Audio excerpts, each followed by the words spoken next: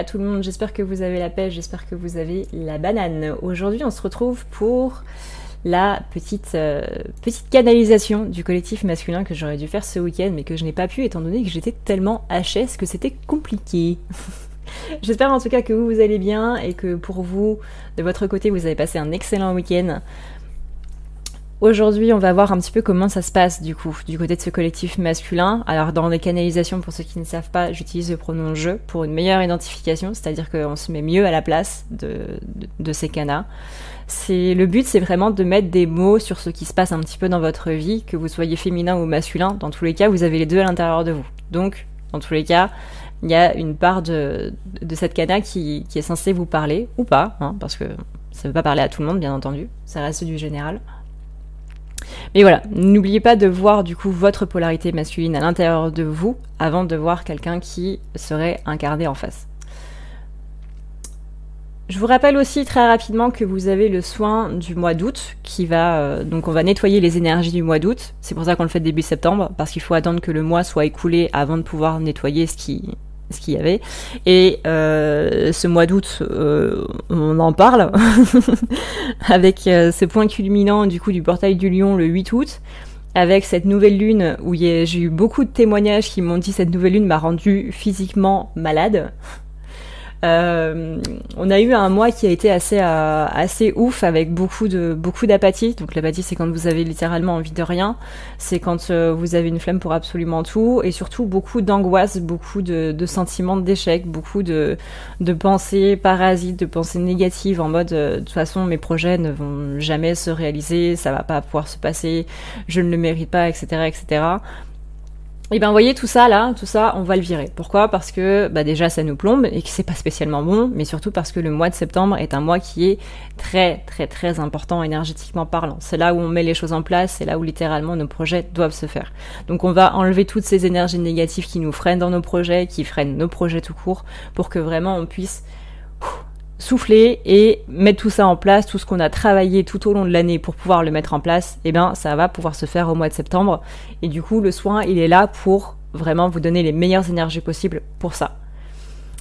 On va enlever donc toutes ces énergies négatives qu'on a accumulées, toutes ces énergies négatives qu'on s'est créées à nous-mêmes avec nos pensées négatives, etc. On va tout virer. On va nettoyer les chakras, nettoyer les émotions qui ne vous appartiennent pas et celles qui viennent de vous et qui vous parasitent. On va combler les fuites énergétiques, réparer les méridiens, nettoyer les organes, nettoyer les canaux énergétiques, réaligner, réharmoniser, remettre tout ça dans la lumière. On va faire un truc complet. Comme ça, la nouvelle année en septembre, elle sera impeccable. Pour participer, vous avez les liens PayPal et Tipeee dans la barre d'infos. Le soin coûte 60 € à la base et comme vous le savez, on le met à 10 € pour ce soin du mois. Il est valable pendant un mois entier que vous pouvez revoir en replay. Donc même si vous n'êtes pas là demain soir, enfin mardi soir du coup, demain ou ce soir, ça dépend à quel moment vous regardez cette vidéo, vous pouvez toujours participer et pouvoir le regarder de votre côté plus tard quand vous le sentez. Le but, c'est vraiment de vous donner les meilleures énergies possibles pour ce mois de septembre. Donc voilà, vous avez PayPal ou Tipeee pour participer à 10 € minimum. C'est vous en fait qui estimez combien vous voulez donner pour participer, à combien vous estimez le soin. Voilà, tout simplement. On y va, du coup, pour la canalisation des masculins.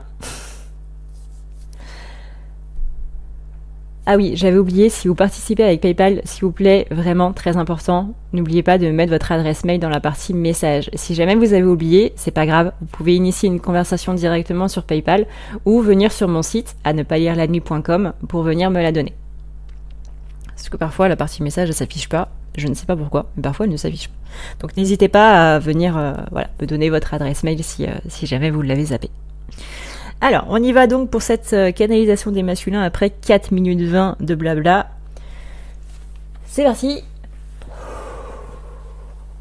C'est parti.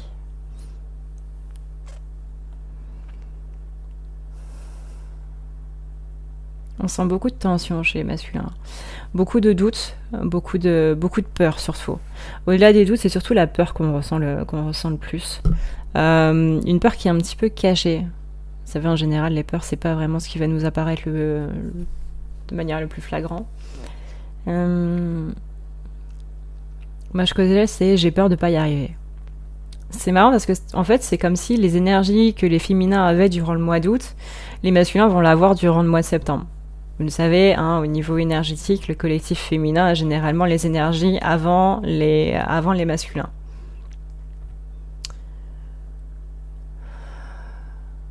Ouais, là j'ai beaucoup de pensées qui sont en mode je sais pas si je vais y arriver, je sais pas si j'ai les capacités pour y arriver, je sais pas si j'ai non plus les matériaux dans la matière pour pouvoir le faire, que ce soit financier, que ce soit au niveau énergie, dans le sens où dans ce moment je manque totalement d'énergie, j'ai une flemme incroyable qui est là et j'ai pas envie en fait. J'ai pas envie parce que je me dis mais je vais juste bousiller mon temps et mon argent et tout le reste.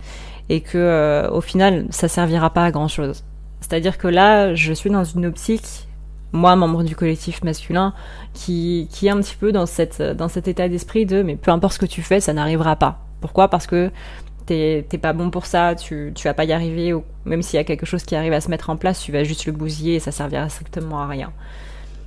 Là je suis dans un mood où j'ai même pas envie d'essayer en fait. C'est-à-dire que je le fais parce que il faut bien le faire. Je me fais à manger parce qu'il faut bien me faire à manger, mais en soi, j'ai pas faim. Mon ventre est en train de crier qu'il a faim, mais ma tête, elle, a une flemme incroyable de se faire à manger et n'a pas faim. Eh bien, c'est un petit peu ça qui se passe dans tout le reste de ma vie. C'est un petit peu ça qui se met en place, c'est-à-dire qu'il y a des moments où je dois bouger, je dois aller au travail, je dois emmener les enfants à tel endroit, je dois aller chercher telle personne, je dois faire ci, je dois faire ça, je dois faire les courses. Mais j'ai une flemme tellement incroyable que chaque chose que je fais me demande un effort surhumain. Absolument tout. Parce que je suis persuadée que même si j'arrive à le faire, à me bouger et à faire ces choses-là, ça ne servira strictement à rien. Parce que ça n'aura pas d'utilité ou que ça va juste aller vers l'échec. Et je vois pas en quoi, du coup, gaspiller cette énergie pour quelque chose qui se terminera en échec va m'aider quelque part. J'ai toutes ces pensées-là qui me disent ça sert à rien, arrête.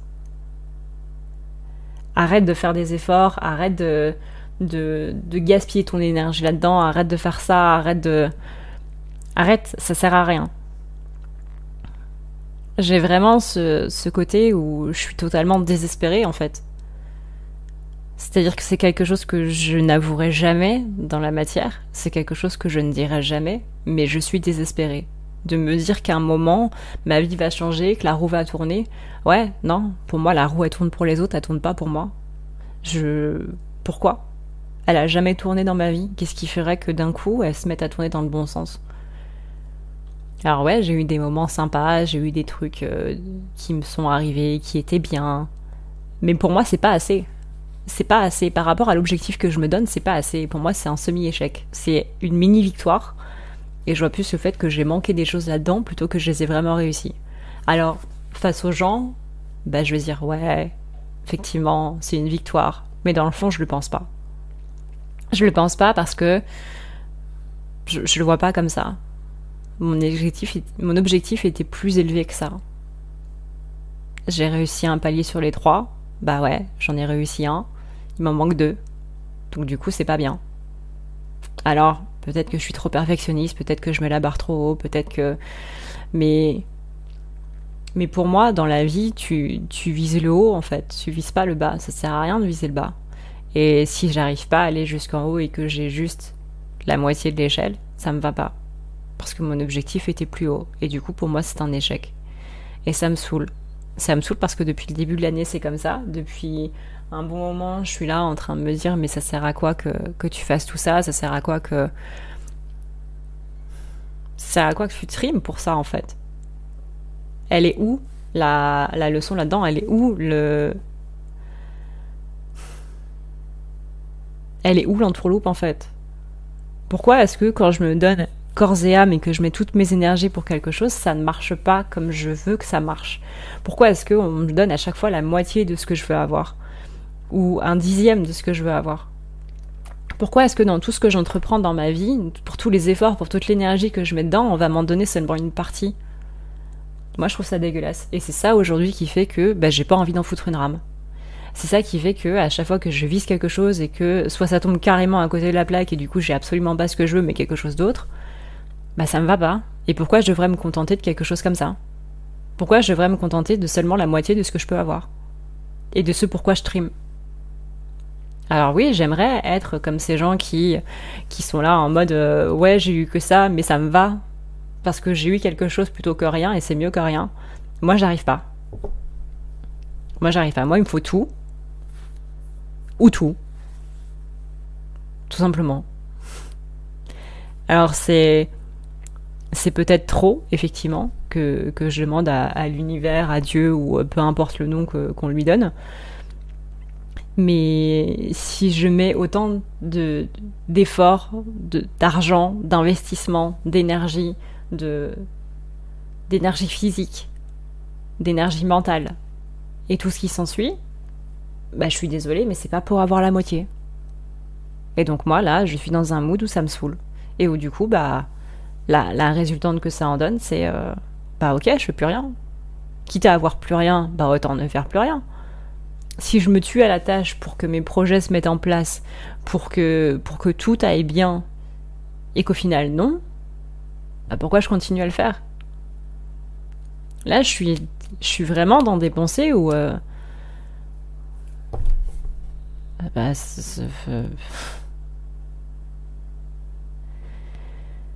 pourquoi?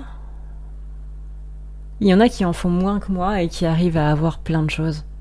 Il y en a qui font rien de leur vie, qui comprennent rien, qui ont le cerveau d'une huître et pourtant qui arrivent à avoir plein de choses. Et moi, je suis là comme un abruti à trimer toute la journée, à me rendre chèvre toute la nuit, à avoir des pensées dans tous les sens et il y a rien.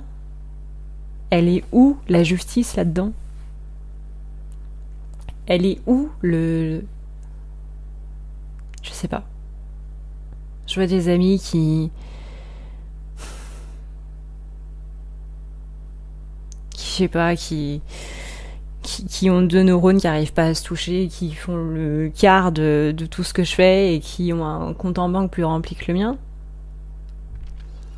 qui arrivent à mettre leur projet en place avec une facilité déconcertante, qui rencontrent les bonnes personnes au bon moment qui vont les aider à justement mettre ces projets-là en place. Et moi, j'ai que dalle. Elle est où la justice là-dedans? Alors ouais, je suis énervée. Je suis grave énervée. Je suis frustrée, en fait. Frustrée, énervée, saoulée, tout ce que vous voulez, n'importe quel adjectif que vous trouvez dans le dictionnaire, où on est dans un moment de rage, on est dans un moment d'injustice complète. Ça, c'est moi. Ça me définit moi. Voyez? Là où tu vas aider n'importe quelle personne, là où tu vas arranger tout ton planning pour aller aider Germaine qui a besoin de déplacer son armoire ou d'aller chercher un truc à Ikea ou quoi que ce soit, c'est moi. Et Germaine, elle va aller aider qui? Elle va aller aider le pauvre Pecno qui a rien demandé, qui l'a jamais aidé dans sa vie, et ensuite elle va venir pleurer dans mes bras en me disant que c'est injuste. C'est moi, voyez? C'est moi l'abruti qui aide tout le monde et que personne ne va venir aider. Et j'en ai marre. J'en ai marre d'être cette bonne poire qui est là pour tout le monde et qui a même plus le temps pour lui, pour elle, pour pouvoir s'occuper des choses qui sont vraiment importantes. Et aujourd'hui, il y a des gens qui m'ont tourné le dos parce que je faisais pas attention à ces bonnes personnes. Parce que soit il y a des gens qui n'ont pas compris que il y avait d'autres personnes qui étaient en priorité, soit c'est des gens qui en ont eu ras-le-bol de mon comportement, de ma façon de parler, de ma façon de mettre les choses en priorité, parce qu'il y a aussi des gens qui, bah, ne vivant pas votre vie, vont se dire que vos priorités doivent être là, alors que, bah, non. Et ouais, je suis énervée. Je suis énervée et j'en ai marre. J'en ai marre de l'injustice du monde, j'en ai marre de ce monde où on va te donner ta chance parce que t'as le plus de probabilité de réussir plutôt qu'un autre. J'en ai marre du système d'un petit peu tout, du système du monde en fait. J'en ai marre de beaucoup de choses. Donc je suis désolée si cette canalisation ne sera pas toute belle et toute rose. Mais voilà, les énergies des masculins aujourd'hui, bah on est comme ça. On est dans un ras-le-bol complet. On est dans une injustice profonde. On est dans le gaspiller ton temps pour strictement que dalle. On est dans aider des gens qui vont jamais te rendre l'appareil. On est dans demander à des gens de comprendre des choses que, de parce qu'ils ne le vivent pas ta vie, ne pourront pas comprendre. Et toi, à côté, bah du coup, t'es celui qui est toujours rejeté, t'es celui qui est toujours à l'écart, t'es celui qu'on comprendra jamais parce que les gens ne se mettront jamais à ta place.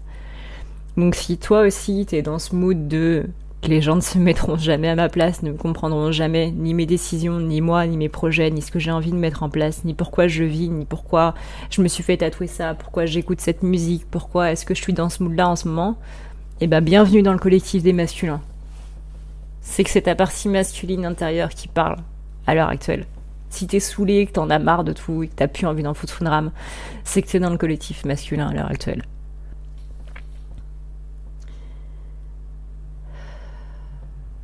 Et on sait parfaitement que on devrait être peut-être un petit peu plus présent pour les autres, pour le collectif féminin par exemple. Mais comment on fait ? Comment on fait ?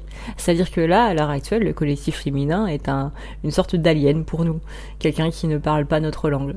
Alors, même si on s'exprime avec des mots français ou peu importe votre langue, on va dire français parce que là on est francophone, mais c'est comme si on nous parlait chinois. Et même si c'est expliqué de manière très claire et très précise, c'est comme si on nous parlait chinois. C'est comme s'il y avait ce côté-là qui était en mode... Alors que la personne nous dit est-ce que tu pourrais m'aider pour faire ça, ou est-ce que tu voudrais qu'on passe un petit peu plus de temps ensemble. Non, nous ce qu'on entend c'est un charabia.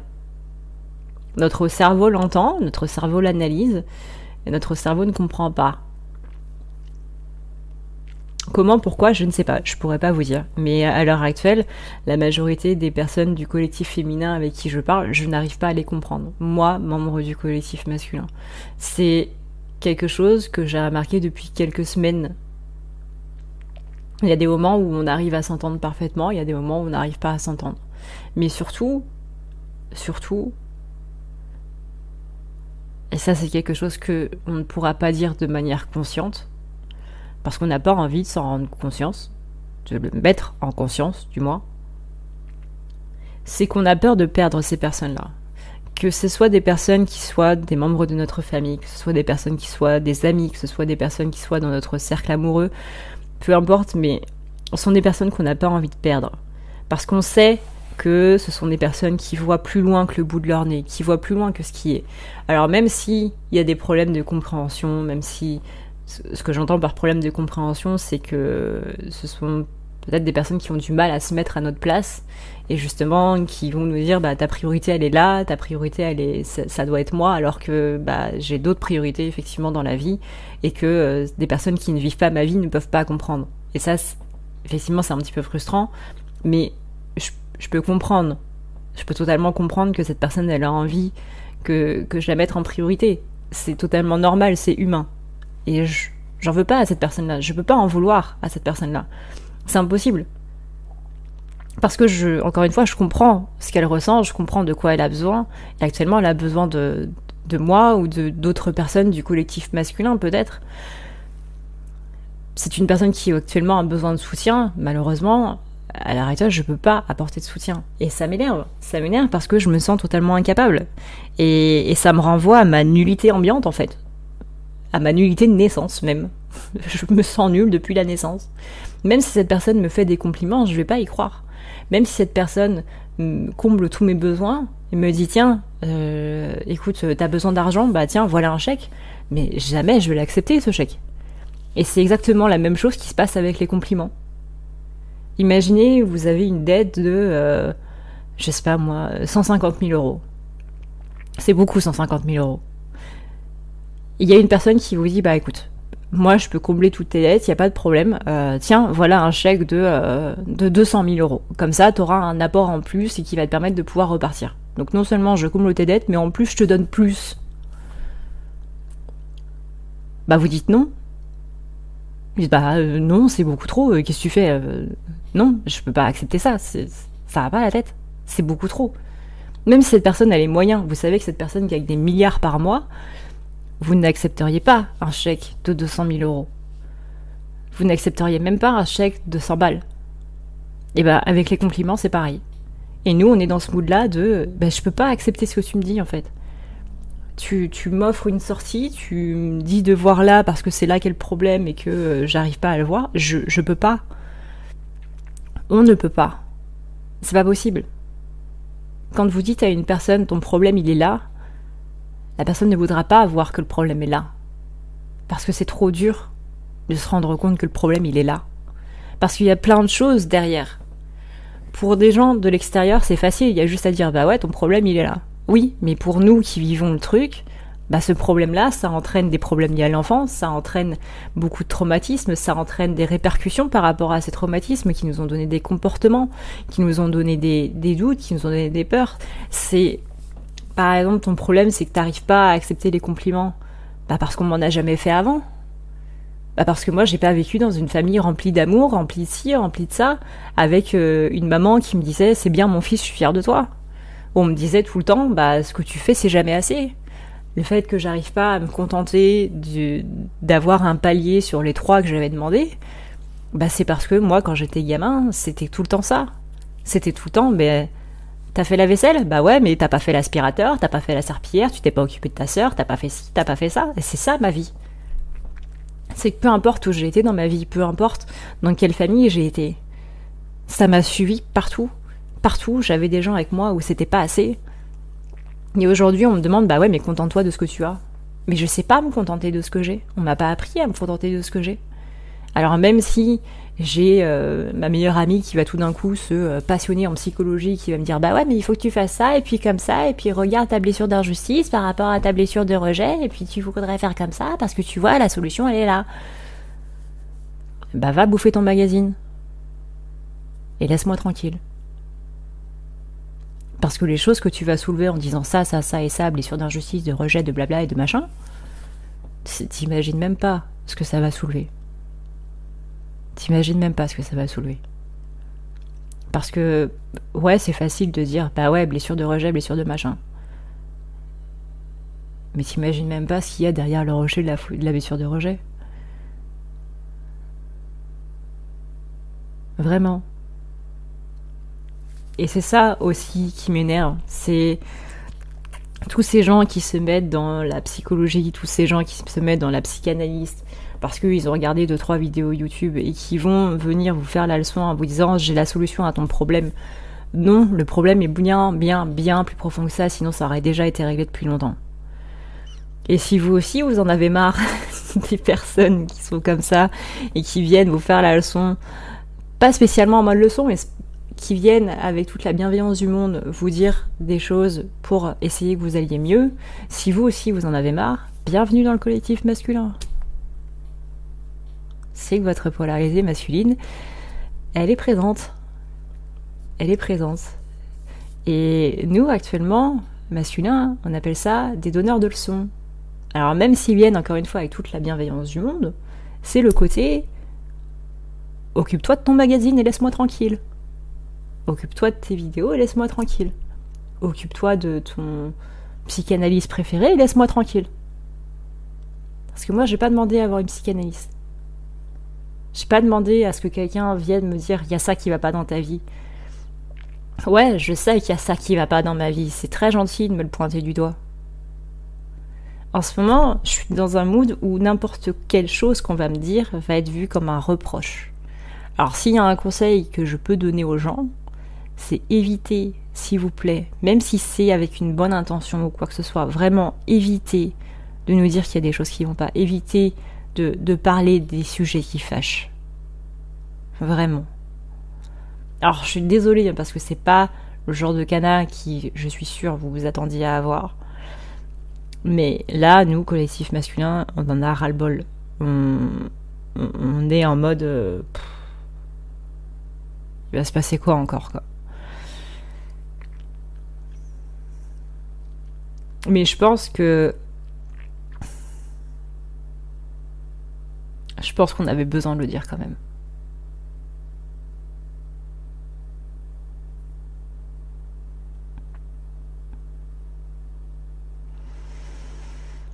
Ok. Ok, bon. Je suis de retour en Adrenalia, du coup.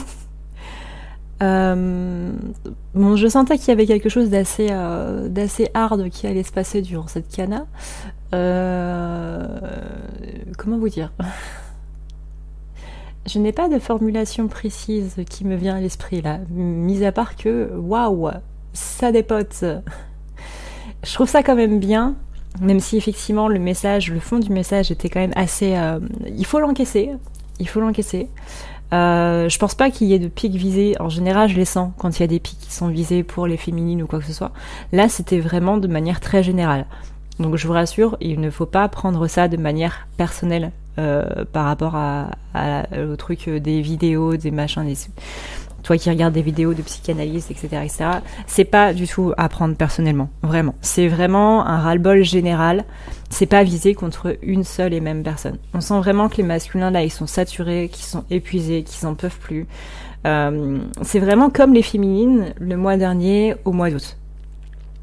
Donc rassurez-vous, il n'y a pas d'attaque personnelle. J'insiste beaucoup là-dessus parce qu'on ne sait jamais, hein. Mais je trouve ça bien quand même que comment dire, moi qui fais des canas depuis un petit moment maintenant, on sentait quand même toujours une certaine retenue en fait dans les paroles des masculins, et à chaque fois je vais vraiment aller les chercher pour avoir vraiment le fond du problème ou avoir vraiment des pensées semi-conscientes. Et là on sent vraiment que ça, enfin moi en tout cas je le sens que ça a été très fluide et que là ils se sont totalement lâchés, c'est-à-dire que là il n'y avait pas spécialement de retenue, et je trouve ça bien quand même parce que ça veut dire que le collectif masculin est en train de se libérer de tout ça, alors que ce soit par rapport à du ras-le-bol, que ce soit par rapport à la prise de confiance en eux, par rapport aux autres ou quoi, peu importe, mais c'est vraiment top. Je sais encore une fois que le message a été un petit peu dur, mais je trouve ça vraiment bien qu'ils puissent s'ouvrir comme ça et qu'ils puissent vraiment dire ce qu'ils ont sur le fond du cœur, que ce soit en cana ou pas. Enfin, du moins en cana, parce que là on est dans une cana. Et ça, je trouve ça cool. Je trouve ça cool parce que ça veut dire qu'ils ont bien travaillé au moins sur ce rapport de communication, ce rapport de confiance, de dire les choses. Bon, que ça blesse ou pas, ça c'est autre chose. Le tact, on en reparlera. Mais au moins ils se sont ouverts. Et ça, vraiment, je trouve ça top. Parce qu'on a vraiment le fond du problème et qu'il n'y a pas de fioriture, il n'y a pas de passer par quatre chemins, il n'y a pas de mots enrobés, quoi que ce soit. Là, ouais, c'est cash, mais au moins c'est dit.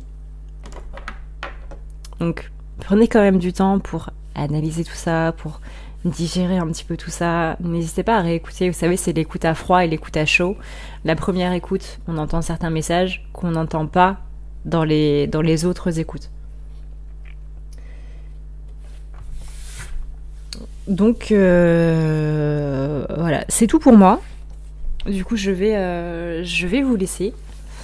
N'oubliez pas que demain soir, du coup mardi soir, le 6 septembre, il y a du coup le soin du mois qui est à partir de 20h30. Vous pouvez participer par PayPal ou par Tipeee à partir de 10 € minimum. Encore une fois, c'est vous qui évaluez combien vous voulez donner pour participer à ce soin qui dure pendant un mois. Donc même si vous n'êtes pas là à mardi, c'est pas grave, vous pouvez toujours participer et avoir du coup le replay pendant un mois jusqu'à la fin du mois de septembre, jusqu'au prochain soir littéralement. Pour pouvoir en profiter de ces bienfaits et compagnie. Voilà, du coup, ce que je peux vous dire par rapport à cette canade des masculins, par rapport à tout ça. Moi, je vous fais d'énormes bisous d'esquimaux. Prenez soin de vous, c'est le plus important. Et encore une fois, laissez-vous le temps d'analyser un petit peu tout ça et de digérer un petit peu tout ça. Et pourquoi pas le réécouter à un moment où, voilà, à un autre moment, tout simplement. Moi, je vous avoue que c'est quelque chose que je fais pas mal, de réécouter les vidéos une fois que je les ai... Bon, pas les miennes, parce que les miennes, je les réécoute pas. Mais les vidéos de mes collègues, j'aime bien avoir plusieurs écoutes parce que le message est complètement différent d'une écoute à une autre. Et du coup, les messages qui sont dedans sont complètement différents aussi. Je trouve ça vraiment super intéressant. Je vous souhaite à tous et à toutes une très bonne journée ou une très bonne soirée sur l'heure à laquelle vous écoutez cette vidéo. Prenez soin de vous, c'est le plus important. Ciao, ciao!